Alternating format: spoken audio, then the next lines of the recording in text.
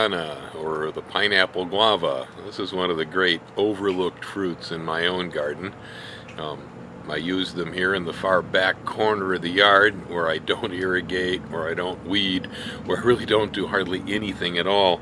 They're used as a screen between me and the post office, and they kind of fill the spot over here when the leaves come down on the persimmon, right behind it against the fence.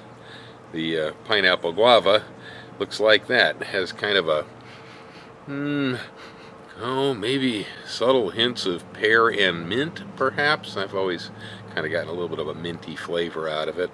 The skin is good to eat. Generally speaking, I think most of us like the taste of the yellow pulp, and especially the wet sweet stuff here in the middle. They're actually quite delicious. Some people like to make jelly out of them. I tend to just eat them fresh. These are good. They're ripe. You want to pick this fruit up off the ground. That's the best way to get it. The plant originates in South America into relatively dry or Mediterranean areas of Brazil. It's a member of the myrtle family, so it's related to the true guavas, but it doesn't have the musky perfume of the true guava. It's much hardier though. The plant will survive well down into the 20s Fahrenheit with no problem at all, maybe even lower. I met a man the other day who said he was raising them in Seattle. We're here in Fremont, California. Here they grow like crazy. There's no weather or pest problems on them at all. I've never seen an insect on a pineapple guava.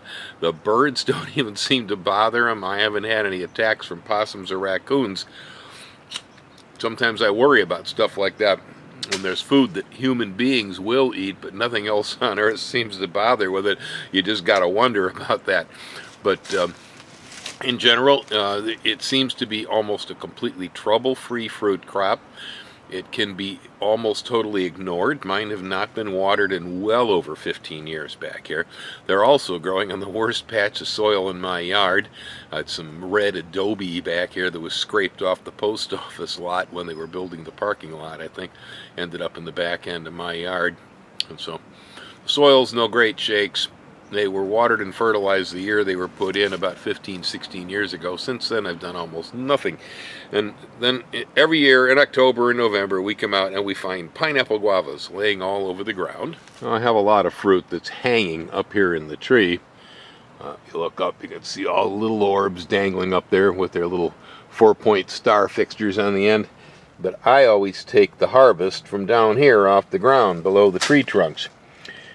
Generally just kind of leave the leaf litter lay back here underneath my pineapple guavas. It makes a nice cushion for the guavas to drop from the plant when they're ripe.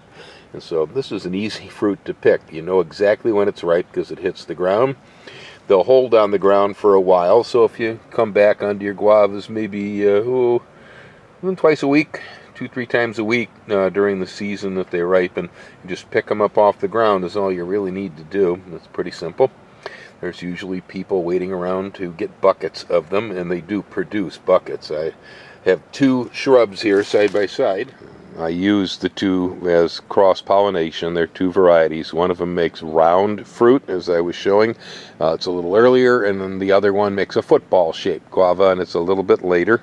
The round one's actually more delicious than the bigger football-shaped one. That round one's really sweet. They have good-looking bark. They're relatively slow-growing plants. They don't size up too quickly.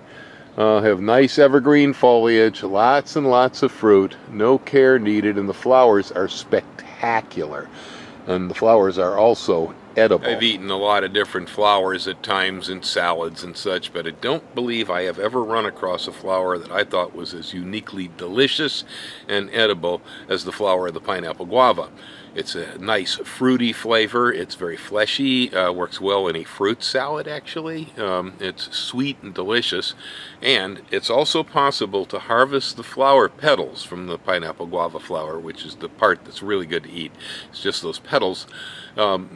You can harvest that without destroying the fruit, and so you can get the flowers if If you take the petals off individually, put them in your fruit salad, and then leave the rest of the ovary to fill out, you'll still get your guavas at the end of the year. So this is really a great crop. I mean, it doesn't hardly need any care, no kind of bugs or anything like that. Nothing seems to much go after it. They taste real good. They don't hardly need any water or fertilizer. And they have dual purpose, both flowers and fruit. As far as food's concerned, the shrubs themselves are good looking. You can use them for wind screens and to block for privacy. They generally grow 12 to 16 feet high or so. Mine I keep pruned back here right around 10-12 foot mark. Seems to do it for me. Great crop. Plant more pineapple guavas. It's an excellent agroforestry or permaculture crop. So plant more of these delicious pineapple guavas and reap the fruits of your labor. Happy gardening.